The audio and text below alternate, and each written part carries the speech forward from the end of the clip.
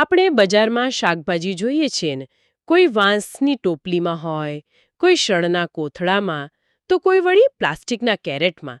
મને નથી લાગતું કે આપણે ક્યારે ઊભા રહીને વિચાર્યું હોય કે આવું કેમ.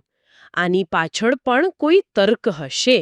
આ પેકેજિંગ પાછળના વિજ્ઞાનને સમજવાની ઊંડાણમાં ચર્ચા કરીશું. બિલકુલ. અને આ બહુ જ રસપ્રદ વિષય છે, કારણ કે જો પેકેજિંગ એટલે ખાલી એક ડબ્બો કે થેલો નહીં, હમ, એ તો એક આખી પ્રક્રિયા છે. હમ. એક કળા અને વિજ્ઞાન છે જે ઉત્પાદનને ખેતરથી ગ્રાહક સુધી સુરક્ષિત, તાજું અને ઓછામાં ઓછા ખર્ચે પહોંચાડવાની ખાતરી આપે છે. વાહ, આ તો મેં ક્યારે આ રીતે વિચાર્યું જ નહોતું. એનો મતલબ કે દરેક શાકભાજી માટે એક અલગ ડ્રેસ કોડ જેવું હોય છે. તો આ પસંદગી કયા આધારે થાય છે? વાત જાણે એમ છે કે મુખ્યત્વે 4 પરિબળો કામ કરે છે. એક તો શાકભાજી પોતે કેવું છે, બીજું એને કેટલી દૂર લઈ જવાનું છે, ત્રીજું કયા વાહનમાં લઈ જવાનું છે, અને ચોથું કેટલા સમય સુધી એને સાચવવાનું છે. અચ્છા. દાખલા તરીકે બટાકા જેવી મજબૂત શાકભાજી, એના માટે મોટે ભાગે શણના કોથળા જ વપરાય. હા, એ તો આપણે હંમેશા જોઈએ છે. પણ શણના જ કોથળા કેમ? પ્લાસ્ટિકના કેમ નહીં? એ તો સસ્તા પણ પડે. સરસ પ્રશ્ન છે. કારણ કે બટાકાને પણ એમ સમજો કે શ્વાસ લેવા માટે હવા ઉજાસની જરૂર હોય છે. શણના કોથળામાં જે નાના નાના કાણા હોય છે, એનાથી હવા અંદર બહાર જઈ શકે છે.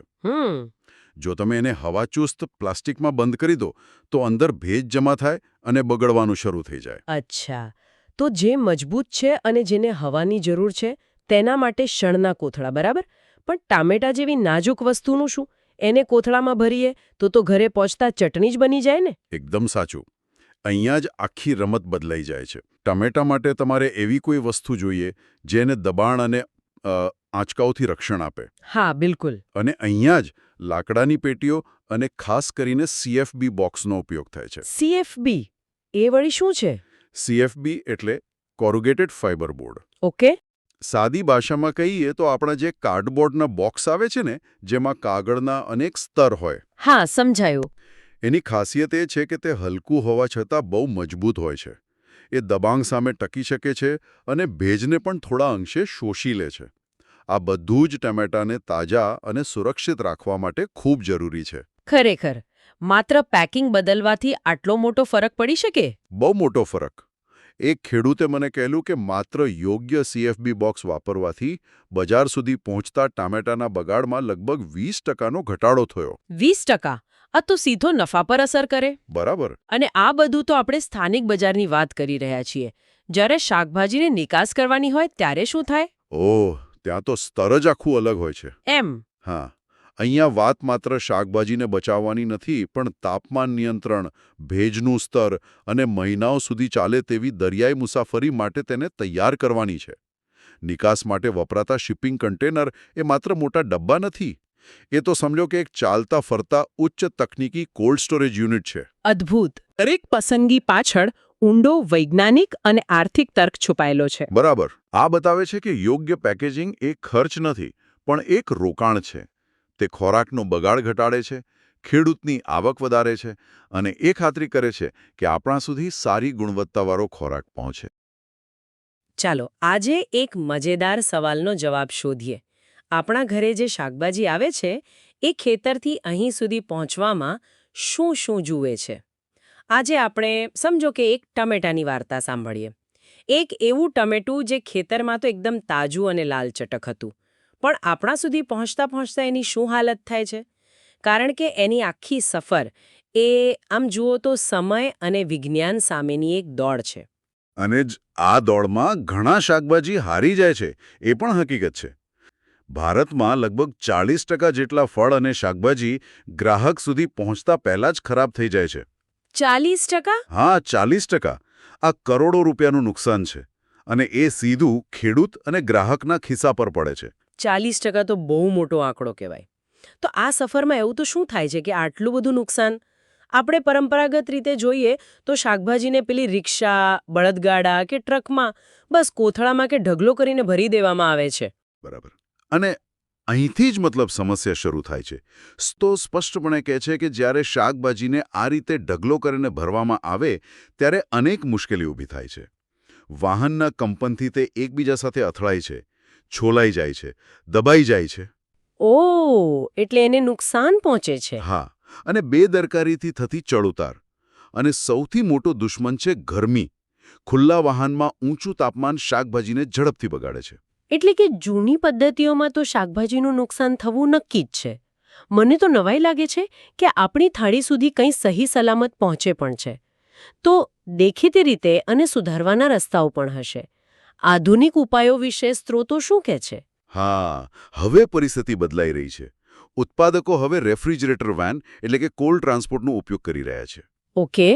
લાંબા અંતર માટે આ વાન તો સમજો કે આશીર્વાદરૂપ છે, કારણ કે તે તાપમાનને નિયંત્રિત રાખે છે અને નજીકના બજારો માટે પણ હવા ઉજાસવાળા વાહનોમાં પ્લાસ્ટિકના ક્રેટ્સ કે રેક્સનો ઉપયોગ કરવાથી અથડામણ અને દબાણથી થતું નુકસાન મોટા પ્રમાણમાં ઘટાડી શકાય છે. અને સરકાર પણ આમાં કંઈક મદદ કરે છે ખરું ને?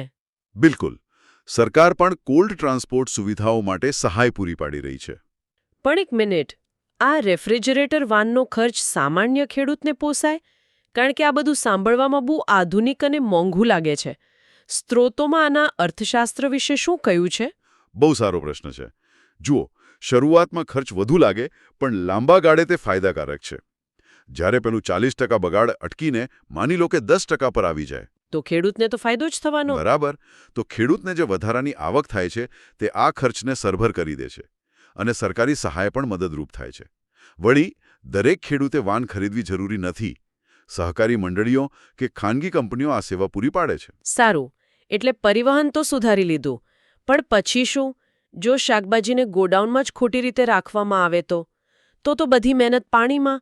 અહીં વિજ્ઞાન કઈ રીતે મદદ કરે છે? અહીંથી જ ખરો ખેલ શરૂ થાય છે. અને આ રીતે વિચારો, તોડ્યા પછી પણ શાકભાજી જીવંત હોય છે. શું વાત કરો છો? હા, તેમાં બે મુખ્ય જૈવિક પ્રક્રિયાઓ ચાલુ રહે છે. શ્વસન એટલે કે રેસ્પિરેશન, શ્વસન અને બાષ્પોત્સર્જન એટલે કે ટ્રાન્સપિરેશન. શ્વસન એટલે તે શ્વાસ લે છે, જેનાથી ગરમી, પાણી અને કાર્બન ડાયોક્સાઇડ છૂટે છે.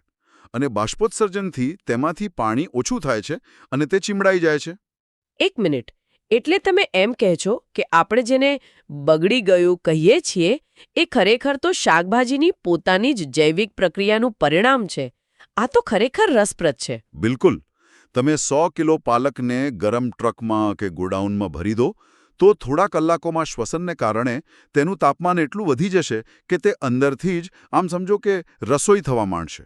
અને કાળી પડી જશે? હા, અને કાળી પડી જશે. આધુનિક કોલ્ડ સ્ટોરેજ આ જ પ્રક્રિયાને ધીમી પાડે છે. તે તાપમાન અને ભેજને નિયંત્રિત કરીને શાકભાજીની શ્વસન ક્રિયા ધીમી કરે છે, જેનાથી તેમનું આયુષ્ય અને તાજગી ઘણા દિવસો સુધી જળવાઈ રહે છે. તો આ બધાનો અર્થ એ થયો કે શાકભાજીની ખેતરથી આપણી થાળી સુધીની સફર એ ખરેખર સમય અને જીવવિજ્ઞાન સામેની એક દોડ છે. એકદમ બરાબર. પરંપરાગત પદ્ધતિઓ આ દોડમાં હારી જાય છે, જ્યારે કોલ્ડ ચેન અને વૈજ્ઞાનિક સંગ્રહ જેવી આધુનિક ટેકનોલોજી આપણને જીતાડી શકે છે. વાત છે શાકભાજી સાચવવાની પરંપરાગત રીતોની. મતલબ, જ્યારે ફ્રિજ નહોતા, કોલ્ડ સ્ટોરેજ નહોતા, ત્યારે લોકો ખાસ કરીને બટાકા જેવા પાકને આટલા લાંબા સમય સુધી સાચવતા કેવી રીતે હશે? ચાલો, આ જૂના જ્ઞાનને થોડું ઊંડાણપૂર્વક સમજીએ. બિલકુલ. અને મને લાગે છે કે શરૂઆત શા માટેથી કરવી જોઈએ. મોટા ભાગના લોકોને એમ જ લાગે કે આ તો બસ શિયાળા માટે ખાવાનું બચાવવાની રીત હતી, પણ વાત એનાથી ઘણી વધારે ઊંડી છે. હા, એ જ મુદ્દો મને બહુ રસપ્રદ લાગ્યો. એક કારણ તો દેખીતું જ છે કે આખા વર્ષ દરમિયાન શાકભાજી મળે. પણ મેં જે વાંચ્યું એ મુજબ આનું એક મોટું આર્થિક કારણ પણ હતું, ખરું ને? તમે એકદમ સાચા મુદ્દા પર આવ્યા છો. જુઓ, આ પદ્ધતિઓ બજારને કાબૂમાં રાખવાનું એક સાધન હતું. જ્યારે પાકની સિઝન હોય, બજારમાં માલનો ભરાવો થાય, એટલે ખેડૂતોને ભાવ સાવ ઓછા વળે. બરાબર.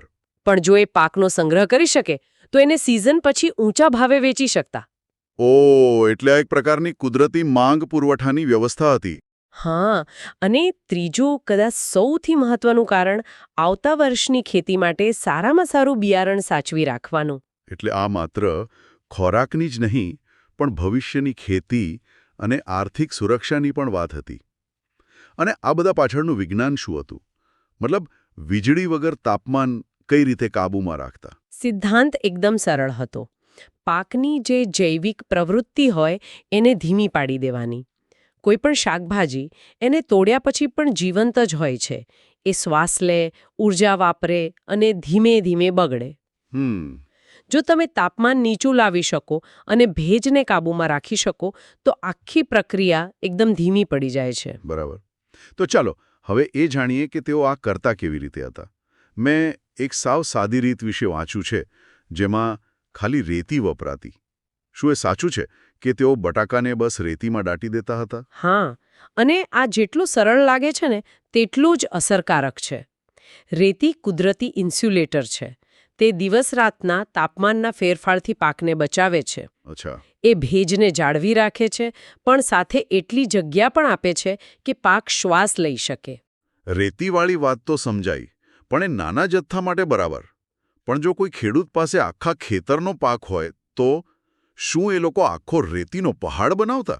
મને લાગે છે કે એનાથી કોઈ સાલી રીત હોવી જોઈએ. ચોક્કસ. અને ત્યાં જ ખાડાવાળી પદ્ધતિ કામમાં આવે છે. આ ખાસ મોટા જથ્થાના સંગ્રહ માટે હતી. હા, એના વિશે મેં વાંચ્યું.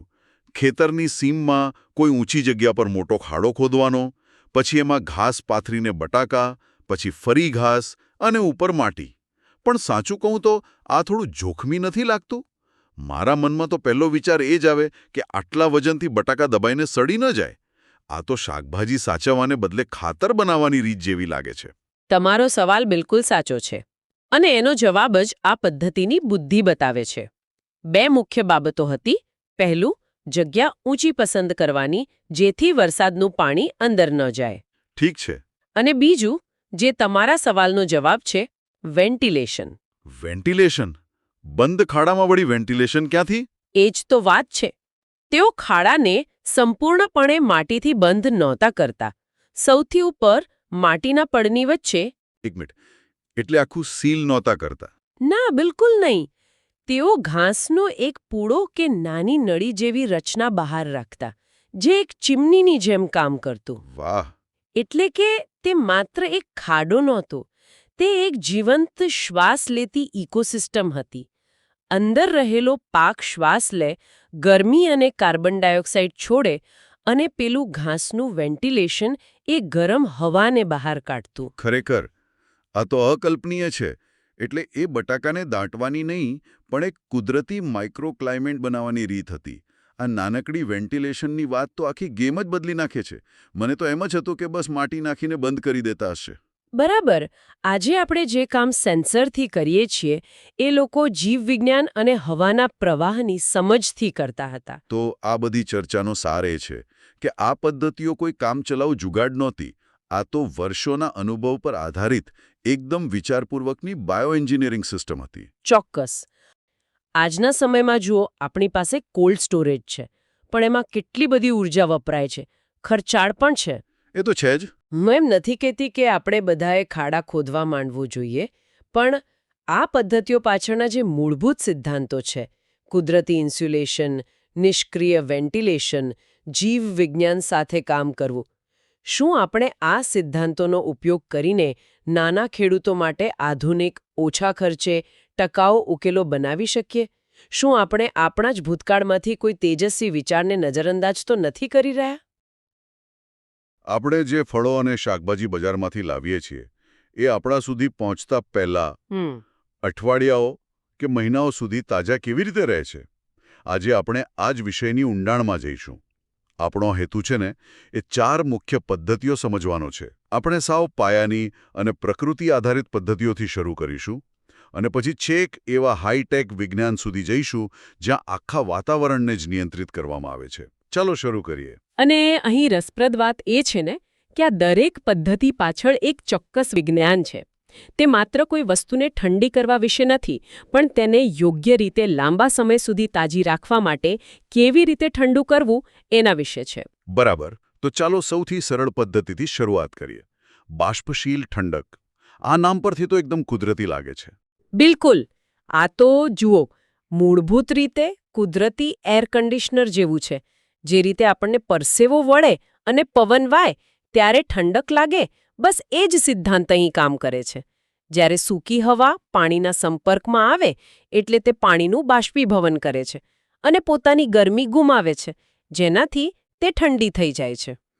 એક મિનિટ. તમે કહ્યું કે આ પદ્ધતિ સૂકી હવા પર નિર્ભર છે, તો પછી ગુજરાત જેવા દરિયાકાંઠાના ભેજવાળા વિસ્તારોમાં આ કેટલી કારગર નીવડ છે? ત્યાં તો હવામાં પહેલેથી જ ઘણો ભેજ હોય છે. ખૂબ જ સારો પ્રશ્ન. તમે સાચા છો. ભેજવાળા વિસ્તારોમાં એની અસર ઘણી ઓછી થઈ જાય છે, કારણ કે હવામાં વધુ પાણી શોષવાની ક્ષમતા જ નથી હોતી. આથી આ પદ્ધતિ રાજસ્થાન જેવા સૂકા પ્રદેશો માટે એક વરદાન રૂપ છે. સમજાયું. અચ્છા, હવે બીજી પદ્ધતિ પર આવીએ. નાઇટ વેન્ટિલેશન, એટલે કે રાત્રિની હવાનો ઉપયોગ. રાતની ઠંડકનો ઉપયોગ કરવો એ ખરેખર સ્માર્ટ છે. હા, અને તે ખૂબ જ ઉર્જા કાર્યક્ષમ પણ છે. સ્ટોરેજ રૂમમાં છે ને, એક થર્મોસ્ટેટ સાથે પંખો લગાવવામાં આવે છે. જ્યારે રાત્રે બહારનું તાપમાન અંદરના તાપમાન કરતાં ઓછું થાય ત્યારે જ પંખો. ઓહ, એટલે આપોઆપ ચાલુ થઈ જાય. હા, બિલકુલ. આપોઆપ ચાલુ થઈ જાય અને ઠંડી હવા અંદર ખેંચે છે. અને જેવું તાપમાન સરખું થાય, પંખો બંધ. એટલે આખી રાત ફક્ત એક પંખો ચલાવીને આખા સ્ટોરેજ રૂમને ઠંડુ રાખી શકાય. આ તો ઊર્જાની બચતનો એક ઉત્તમ ઉપાય લાગે છે. પણ શું દિવસની ગરમીમાં આ ઠંડક ટકી રહે છે? એ સ્ટોરેજના ઇન્સ્યુલેશન પર આધાર રાખે છે. જો બિલ્ડિંગ સારી રીતે ઇન્સ્યુલેટેડ હોય ને, તો ઠંડક લાંબા સમય સુધી જળવાઈ રહે છે. બટાટા અને ડુંગળી જેવી જણસો માટે આ પદ્ધતિ ખૂબ જ ઉપયોગી છે. બરાબર છે. પણ આ તો કુદરત પર નિર્ભર છે. હવે આપણે એવી પદ્ધતિ તરફ જઈએ જ્યાં મનુષ્ય સંપૂર્ણ નિયંત્રણ પોતાના હાથમાં લે છે. નિયંત્રિત વાતાવરણ સંગ્રહ. હા, અહીંથી વૈજ્ઞાનિક અલગ જ સ્તરે પહોંચે છે. આ પદ્ધતિમાં આપણે ફક્ત તાપમાન જ નહીં, પણ સ્ટોરેજ ચેમ્બરની અંદરની હવાને પણ નિયંત્રિત કરીએ છીએ. ચેમ્બરને બધી બાજુથી સંપૂર્ણપણે હવાચુસ્ત એટલે કે એરટાઇટ બનાવવામાં આવે છે. એક નાની તિરાડ પણ આખું સંતુલન બગાડી શકે છે. તો આ નિયંત્રિત વાતાવરણનો અર્થ શું છે? હવામાં શું બદલાવ કરવામાં આવે છે? આ પદ્ધતિમાં આપણે ફળના શ્વાસ લેવાની પ્રક્રિયાને જ ધીમી કરી દઈએ છીએ. આપણે ઓક્સિજનનું સ્તર ઘટાડીએ છીએ અને કાર્બન ડાયોક્સાઇડનું સ્તર વધારીએ છીએ. વિચારો, એક સફરજન જે સામાન્ય રીતે થોડા અઠવાડિયામાં ખરાબ થઈ જાય, તે આ ટેકનોલોજીથી લગભગ 1 વર્ષ સુધી તાજું રહી શકે છે. શું વાત કરો છો? 1 વર્ષ? હા, આ કોઈ જાદુ નથી. આ શુદ્ધ વિજ્ઞાન છે, જે ફળને એક પ્રકારની હાઇબરનેશન અવસ્થામાં મોકલી દે છે. અદ્ભુત. એટલે કે દરેક ફળ માટે ઓક્સિજન અને કાર્બન ડાયોક્સાઇડનું એક ચોક્કસ મેનુ હોય છે. જો આ પ્રમાણ સહેજ પણ આગુ પાછું થાય તો શું થાય? બિલકુલ. દરેક ફળ માટે ચોક્કસ પ્રમાણ જરૂરી છે. જો ઓક્સિજન ખૂબ ઓછો થઈ જાય અથવા કાર્બન ડાયોક્સાઇડ ખૂબ વધી જાય, તો ફળમાં આથો આવવાની પ્રક્રિયા શરૂ થઈ શકે છે અને તે અંદરથી બગડી શકે છે. એટલે આમાં ચોકસાઈ ખૂબ જ જરૂરી છે. સમજાયું. અને હવે છેલ્લી પદ્ધતિ, જે હવાના યોગ્ય પરિભ્રમણ પર કેન્દ્રિત છે. બળપૂર્વક હવાનું વેન્ટિલેશન. આ કેમ જરૂરી છે? કારણ કે યોગ્ય પરિભ્રમણ વગર કોલ્ડ સ્ટોરેજ એક સામાન્ય ગોડાઉન જેવું જ છે. આ પદ્ધતિમાં આખા રૂમમાં નીચેથી પંખા દ્વારા હવાને જોરથી ધકેલવામાં આવે છે, જેથી તે દરેક ફળ અને શાકભાજીની વચ્ચેથી પસાર થાય. આનાથી ખાતરી થાય છે કે કોઈ પણ ખૂણો ગરમ ન રહી જાય. એટલે ઠંડક બધી જગ્યાએ સરખી રીતે પહોંચે. બરાબર. મેં એવા કિસ્સા જોયા છે જ્યાં વચ્ચે મૂકેલા બોક્સમાં બટાટા બગડી ગયા હોય, કારણ કે ઠંડી હવા ત્યાં સુધી પહોંચી જ નહીં. તો આ બધી ચર્ચા પરથી આપણે એ શીખ્યા કે ખોરાકને તાજો રાખવો એ માત્ર ફ્રીજમાં મૂકવા કરતાં ઘણું વધારે છે. તેમાં કુદરતી પદ્ધતિઓથી લઈને મતલબ ખૂબ જ ઊંડા વિજ્ઞાન સુધીની ટેકનોલોજીનો ઉપયોગ થાય છે. બરાબર. એક છે રેફ્રિજરેશન અને બીજું છે કોલ્ડ ચેન. તો ચાલો આપણે એકદમ મૂળભૂત વાતથી શરૂ કરીએ. રેફ્રિજરેશન એટલે શું? શું એનો મતલબ ફક્ત કોઈ વસ્તુને ઠંડી કરવી એટલું જ? જુઓ, આ જ સૌથી મોટો સવાલ છે. રેફ્રિજરેશન એ ઠંડક ઉમેરવાની પ્રક્રિયા નથી. અચ્છા. હા, એ વાસ્તવમાં નિયંત્રિત પરિસ્થિતિઓમાં કોઈ પદાર્થમાંથી ગરમી કાઢવાની ટેકનિક છે. ઓહ, એટલે આપણે ઠંડક ઉમેરતા નથી પણ ગરમીને બહાર કાઢીએ છીએ. બરાબર. તમે કોઈ રૂમમાં ઠંડી હવા ભરો એવું નથી, પણ રૂમમાંથી ગરમીને એટલે કે નકામી વસ્તુને બહાર કાઢો એવું છે. વાહ, આ તો વિચારવાની રીત જ બદલી નાખે છે. અને એટલું જ નહીં, ઉત્પાદન પોતે જે ગરમી ઉત્પન્ન કરે છે ને, હા. એની જાત પ્રમાણે તાપમાન અને ભેજનું પ્રમાણ અલગ અલગ રાખવું પડે છે. સફરજન માટે જે સાચું છે એ કેળા માટે નુકસાનકારક હોઈ શકે. બરાબર. આ તો થઈ એક જગ્યાએ સંગ્રહ કરવાની વાત. પણ જ્યારે કોઈ ઉત્પાદન ખેતરથી નીકળીને બજાર સુધી પહોંચે એ આખી સફર દરમિયાન આ ઠંડક કેવી રીતે જાળવી રખાય છે? તમે બરાબર મુદ્દા પર આવ્યા. કારણ કે ત્યાં જ સૌથી મોટો પડકાર હશે. અને એના ઉકેલ માટે જે ખ્યાલ આવે છે એ છે કોલ્ડ ચેન. Cold chain. હા, આપણા સ્ત્રોત એને ખેતરમાંથી બજાર સુધીના પરિવહનની એક તાપમાન નિયંત્રિત સુવિધા તરીકે વર્ણવે છે. એટલે એક એવી સાંકળ. હા, એક અખંડ સાંકળ જેમાં ઉત્પાદન, સંગ્રહ, પરિવહન દરેક તબક્કે રેફ્રિજરેશનની સ્થિતિ જાળવી રાખવામાં આવે છે. ઓહ, એટલે એક અખંડ એર કન્ડિશન્ડ મુસાફરી જેવું? એકદમ સાચું. જો એ સાંકળમાં એક પણ કડી તૂટી એટલે કે તાપમાન વધી ગયું તો માલ બગડવાનું જોખમ વધી જાય. એટલી જ એને ચેઇન કહેવાય છે. તો આના કારણે જ ઉત્પાદનનું જીવન, એની શેલ્ફ લાઈફ વધી જાય છે. હા, અને એનાથી ખોરાકનો બગાડ મોટા પ્રમાણમાં અટકે છે અને ગ્રાહક સુધી સારી ગુણવત્તાનો માલ પહોંચે છે. તો આજે આપણે બે મુખ્ય બાબતો સમજી. હા. પહેલું, રેફ્રિજરેશન એટલે ગરમીને નિયંત્રિત રીતે દૂર કરવાની પ્રક્રિયા. અને બીજું, કોલ્ડ ચેન એ ખેતરથી ગ્રાહક સુધી એ ઠંડકને સતત જાળવી રાખતી એક અખંડ વ્યવસ્થા છે. બરાબર. આ બંને મળીને આપણા ખોરાકને લાંબો સમય તાજો અને સુરક્ષિત રાખે છે. સાચી વાત છે. કોલ્ડ સ્ટોરેજમાં કેવી રીતે જીવંત રાખવામાં આવે છે? આ માર્ગદર્શિકા સોલેનેશી કુટુંબની શાકભાજી પર કેન્દ્રિત છે. એમાં ટામેટાં, રીંગણ, મરચાં અને બટાકાનો સમાવેશ થાય છે. અને અહીંયા જ વાત રસપ્રદ બને છે. દરેક શાકભાજી માટે એકદમ ચોક્કસ તાપમાન અને ભેજનું પ્રમાણ જરૂરી છે. બરાબર. અને આ જ પરિબળો એમની સંગ્રહ અવધિ મતલબ કે શેલ્ફ લાઈફ નક્કી કરે છે. તો ચાલો ટામેટાથી શરૂ કરીએ, કારણ કે અહીં વાત ખરેખર રસપ્રદ બને છે. પાકા ટામેટા માટે 7 થી 10 ડિગ્રી સેલ્સિયસ તાપમાન અને 85-90% ભેજની ભલામણ છે, જે તેને 4-7 દિવસ સુધી સાચવી શકે છે. પણ લીલા ટામેટા માટે તાપમાન છે 12 થી 20 ડિગ્રી અને તે 1 થી 3 અઠવાડિયા સુધી ટકી શકે છે. હા, આ જ મુદ્દાની વાત છે. આ જે તફાવત છે ને એ પાકની પરિપક્વતાની સ્થિતિ દર્શાવે છે. ઓકે. લીલા ટામેટાને પાકવાની પ્રક્રિયા ચાલુ રાખવા માટે થોડું ગરમ વાતાવરણ જોઈએ. અચ્છા, એટલે એને ઠંડીમાં નથી મૂકવાના? બિલકુલ નહીં. જ્યારે પાકા ટામેટાની પાકવાની પ્રક્રિયાને ધીમી પાડવા માટે ઠંડકની જરૂર હોય છે. સમજાઈ ગયું. હવે રીંગણ અને મરચાંનું તાપમાન તો સરખું છે, 7-10 ડિગ્રી. હા, બંનેનું સરખું. પણ રીંગણ 90% ભેજ પર 1 અઠવાડિયું ટકે છે, જ્યારે મરચાં 90-95% ભેજ પર 2 થી 3 અઠવાડિયા સુધી સારા રહે છે. આ કેમ? જુઓ, ભેજના પ્રમાણમાં આ જે નાનો તફાવત દેખાય છે ને, હા, ફક્ત 5%નો. એ નાનો તફાવત પણ શાકભાજીની ગુણવત્તા અને સંગ્રહ જીવન પર બહુ મોટી અસર કરી શકે છે. ખરેખર? હા, આ જ તો કૃષિ સપ્લાય ચેઇન મેનેજમેન્ટનું આખું વિજ્ઞાન છે. વાહ. હવે છેલ્લે બટાકા. તેના માટે 5-10 ડિગ્રી તાપમાન અને 93% જેવો ઊંચો ભેજ જરૂરી છે. ઘણો ઊંચો. પણ એની સંગ્રહ અવધિ માટે ફક્ત 2 લખેલું છે. બસ ખાલી 2? હા. હવે આ 2નો અર્થ શું થાય? અહીં જ સ્ત્રોતમાં સ્પષ્ટતાનો થોડો અભાવ છે. પણ જો આપણે બીજા શાકભાજીના દિવસો અને અઠવાડિયાના આંકડા જોઈએ તો સંભવ છે કે આ 2 મહિનાનો સંકેત હોય. ઓહ, 2 મહિના? હા, કારણ કે બટાકા તો લાંબા સમય સુધી સંગ્રહિત કરી શકાય છે. પણ ચોક્કસ માહિતી વિના આ માત્ર એક અનુમાન જ છે. તો આ બધી ચર્ચા પરથી એમ કહી શકાય કે ખોરાકને સાચવવું એ ફક્ત તેને ઠંડો રાખવા પૂરતું નથી. બિલકુલ નહીં. તે તો તાપમાન, ભેજ અને શાકભાજીની પોતાની સ્થિતિ, આ બધા વચ્ચેનું એક ચોક્કસ સંતુલન છે, ખરું ને? એકદમ સાચી વાત. આ નાનકડી માહિતી એ દર્શાવે છે કે કેવી રીતે વૈજ્ઞાનિક ડેટાનો ઉપયોગ થાય છે. શેના માટે? પાકને બગડતો અટકાવવા અને ગ્રાહક સુધી તાજો માલ પહોંચાડવા માટે. આના પરથી મને એક વિચાર આવે છે. બોલો. આ તો ફક્ત 4 શાકભાજીની વાત થઈ. આપણી થાળીમાં આવતી દરેક વસ્તુ માટે, મતલબ દરેક ફળ, દરેક શાકભાજી માટે આવી કેટલી બધી ચોક્કસ માર્ગદર્શિકાઓ હશે અને એ આપણા ભોજનની તાજગી અને કિંમત પર કેટલી ઊંડી અસર કરતી હશે. આપણે બધા ક્યારેક ને ક્યારેક ફરિયાદ કરીએ છીએ કે ટમેટાના ભાવ કેમ આટલા વધી જાય છે, અથવા ઘરે લાવેલા ટમેટા 2 દિવસમાં જ કેમ બગડી જાય છે.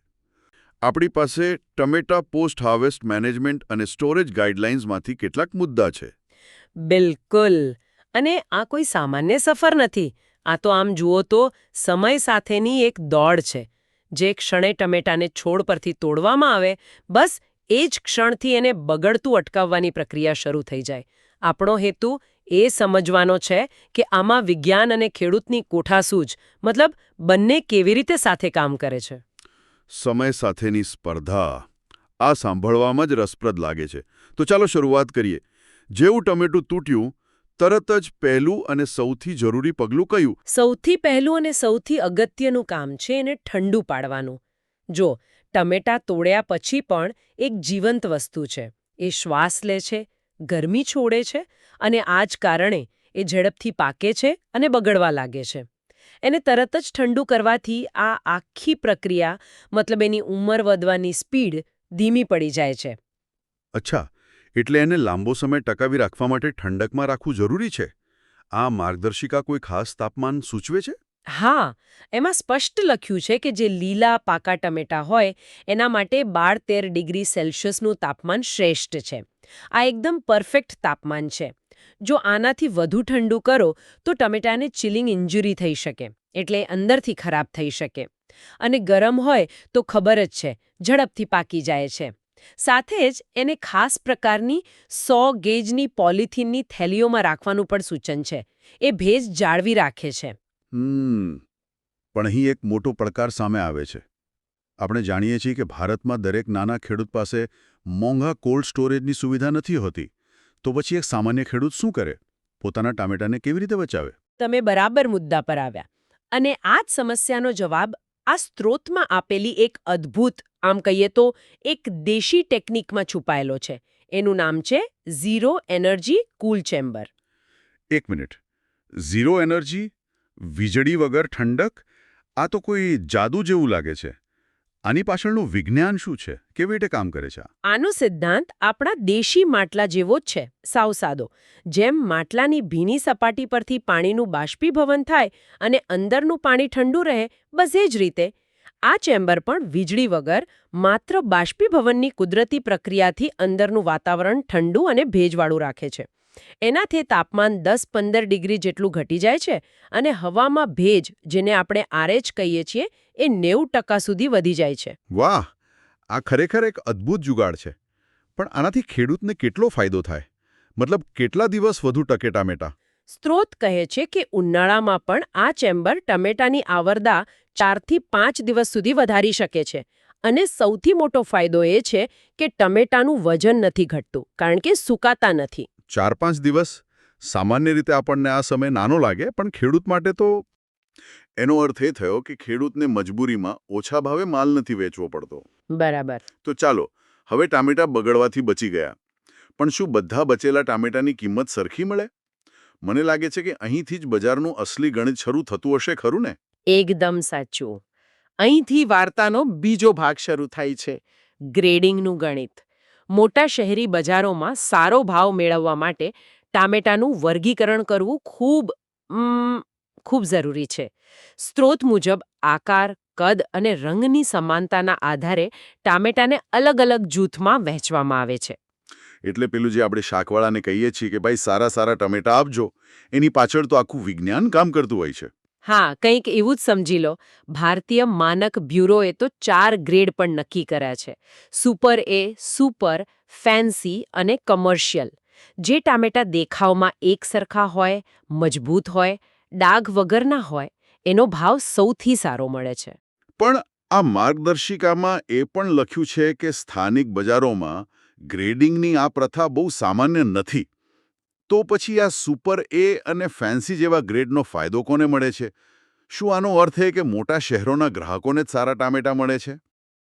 જો મરચાંને તાજા રાખવા માટે આપણને લગભગ 100% ભેજ જોઈએ, પણ એ જ મરચાંને સૂકવવા હોય તો પાણી એનો સૌથી મોટો દુશ્મન બની જાય છે. સાચી વાત છે. આ વિરોધાભાસ જ આખી વાતને રસપ્રદ બનાવે છે. બરાબર. અને શરૂઆત એક એવી વાતથી કરીએ જેણે મને વિચારતી કરી દીધી. આપણે ખેતરમાંથી મરચાં લઈ આવીએ અને 2 દિવસમાં તો એ મુરઝાઈ જાય. હા, એવું જ થાય છે. આપણને લાગે કે એ તો સ્વાભાવિક છે કે આનું મુખ્ય કારણ ખેતરની ગરમી છે અને જો એ ગરમીને માત્ર થોડા કલાકોમાં કાઢી નાખવામાં આવે તો એ જ મરચાં અઠવાડિયાઓ સુધી તાજા રહી શકે છે. બિલકુલ. આને જ ટેકનિકલ ભાષામાં પ્રી કુલિંગ કહેવાય છે. જુઓ, છોડ પરથી તૂટ્યા પછી પણ શાકભાજી મતલબ જીવંત જ હોય છે. એ શ્વાસ લે છે અને એ પ્રક્રિયામાં ગરમી ઉત્પન્ન થાય છે. ઓહ, એટલે એ ગરમી જ એને બગાડે છે. બરાબર. પ્રી કુલિંગ એ ગરમીને તરત જ બહાર કાઢી નાખે છે અને એના માટે ચોક્કસ આંકડા પણ છે. તાપમાન લગભગ 7.5 થી 8 ડિગ્રી સેલ્સિયસ. અને ભેજનું શું? અને ભેજ તો જુઓ, 90 થી 95%. 1 મિનિટ, 95%? આટલો બધો ભેજ?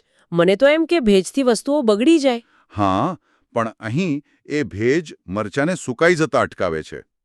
અને આટલું કરવાથી જ એની શેલ્ફ લાઈફ 2-3 દિવસથી વધીને સીધી 14 થી 21 દિવસ થઈ જાય છે. 3 અઠવાડિયા? આ તો બહુ મોટો ફરક કહેવાય. તો સ્પષ્ટ છે કે તાજા મરચાંને ઠંડક અને પુષ્કળ ભેજ જોઈએ, પણ જેવી આપણે સૂકા મરચાંની વાત કરીએ, આખી ગેમ જ બદલાઈ જાય છે, ખરું ને? હા, ત્યાં તો આખી વાત 180 ડિગ્રી ફરી જાય છે. ત્યાં ભેજ મિત્રમાંથી દુશ્મન બની જાય છે. મને સ્ત્રોતમાં એક સૂચના વાંચીને બહુ નવાઈ લાગી. એમાં લખ્યું છે કે સૂકા મરચાંની શણની બોરીઓને દિવાલથી 50 થી 60 સેન્ટીમીટર દૂર રાખવી. હા, એ બહુ જરૂરી છે. પણ દિવાલથી આટલું બધું દૂર કેમ? મતલબ ગોડાઉનમાં તો જગ્યાની હંમેશા અછત હોય છે. આટલી જગ્યા બગાડવા પાછળ કોઈ મોટું કારણ હોવું જોઈએ? કારણ બહુ મોટું છે, પણ બહુ સરળ છે. સીધી વાત છે. દિવાલોમાં ભેજ હોય.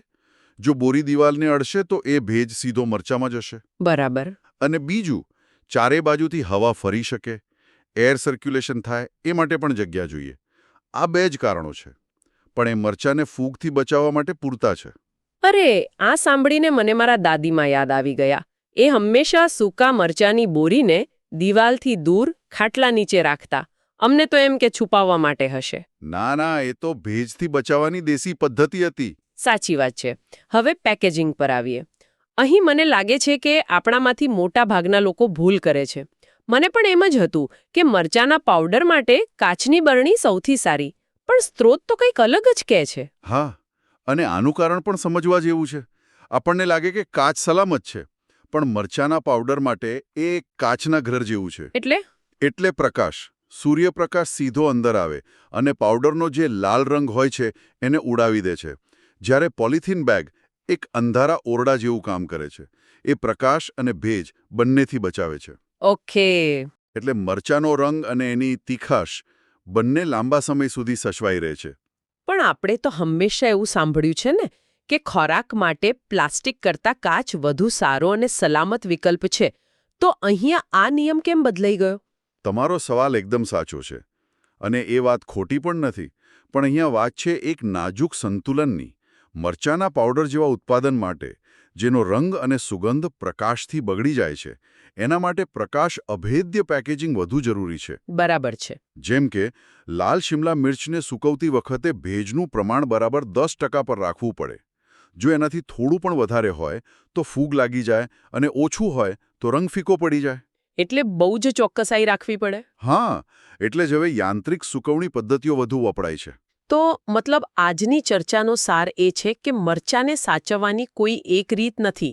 તાજા માટે ભેજ જીવન છે, તો સૂકા માટે એ જ ભેજ મૃત્યુ. બધો આધાર સંદર્ભ પર છે. બિલકુલ. આપણે ભેજને હંમેશા સંગ્રહનો દુશ્મન માનીએ છીએ, બરાબર? પણ આજે આપણે જોયું કે તાજા મરચાને જીવવા માટે 95% ભેજ જોઈએ છે. આ બતાવે છે કે સંગ્રહનું વિજ્ઞાન સારું કે ખરાબ નથી, પણ યોગ્ય કે અયોગ્ય છે. બહુ સરસ વાત કહી. તો વિચારવા જેવું એ છે કે આ જ સિદ્ધાંત આપણા રસોડામાં બીજા કયા ફળો કે શાકભાજી પર લાગુ પડતો હશે? આપણે જ્યારે બજારમાં જઈએ ત્યારે એકદમ તાજા અને સારા દેખાતા શાકભાજી જ શોધીએ છે. એ આપણને મરચાં અને રીંગણની એ જ પડદા પાછળની દુનિયામાં લઈ જાય છે. અને આ સફર બહુ જ મહત્વની છે, કારણ કે શાકભાજીનો દેખાવ જ એની કિંમત નક્કી કરે છે. સાચી વાત છે. આ કોઈ સામાન્ય છટણી નથી હોતી, પણ એક એવી પ્રક્રિયા છે જે ખેડૂતની આવક અને ગ્રાહકના સંતોષ પર સીધી અસર કરે છે. તો ચાલો મરચાથી જ શરૂ કરીએ. જ્યારે ખેતરમાંથી મરચા આલે ત્યારે પહેલો પડાવ કયો હોય? શું ખેડૂતો ખાલી સારા અને ખરાબ મરચા અલગ કરે છે? શરૂઆતમાં તો એવું જ લાગે, પણ એનાથી ઘણું વધારે છે.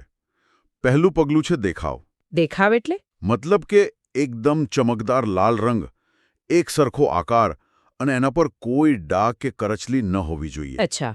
જે ફળ સહેજ પણ ફિક્કા, વાંકા-ચૂકા કે તૂટેલા હોય એને તરત જ નીચી શ્રેણીમાં મૂકી દેવાય છે.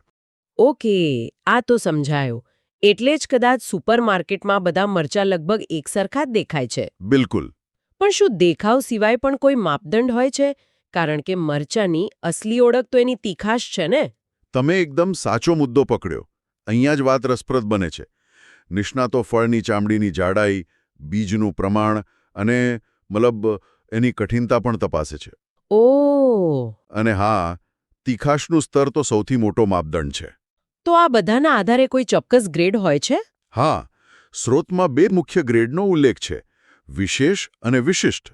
વિશેષ અને વિશિષ્ટ, આ બંને વચ્ચે શું ફરક છે? જુઓ, વિશેષ ગ્રેડ એટલે શ્રેષ્ઠ ગુણવત્તા, એકદમ ઘેરો લાલ રંગ, સંપૂર્ણ આકાર અને યોગ્ય તીખાશ. આ મોટાભાગે નિકાસ માટે હોય છે. અને વિશિષ્ટ? વિશિષ્ટ ગ્રેડ સ્થાનિક બજારો માટે હોય છે, જેમાં દેખાવમાં થોડી ઘણી છૂટછાટ ચાલી શકે છે. અને આ ગ્રેડિંગનો સીધો સંબંધ ભાવ સાથે છે. મરચામાં તો તીખાશ અને રંગ મુખ્ય છે, પણ રીંગણ જેવી નાજુક શાકભાજી, જેમાં દેખાવ અને તાજગી જ બધું છે, ત્યાં શું પ્રક્રિયા હોય છે? રીંગણની વાત થોડી અલગ છે.